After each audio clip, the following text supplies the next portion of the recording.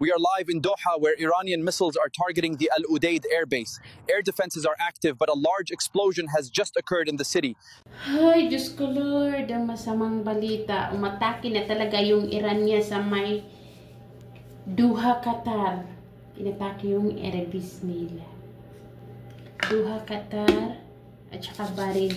Sana hindi masali yung Saudi. Diyos ko Lord, paano na lang kami, ani? May mga pamilya pa kami sa Pinas. Diyos ko Lord, sana gawayan nun kami. Saka hindi naman mangyari yan sana dito sa Saudi. Kasi mamamatay kami lahat.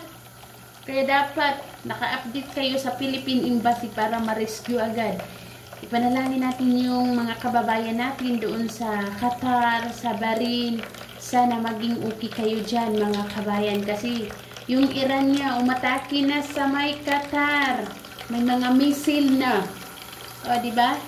Diyos ko Lord, may mga pamilya pa kami. Sana hindi mangyari dito sa Saudi kasi napakalapit lang talaga sa amin. Sana, Diyos ko Lord, gabayan mo kami, ang mga kababayan namin dito. Gabayan mo po kami. Sana huwag mo kaming pabayaan.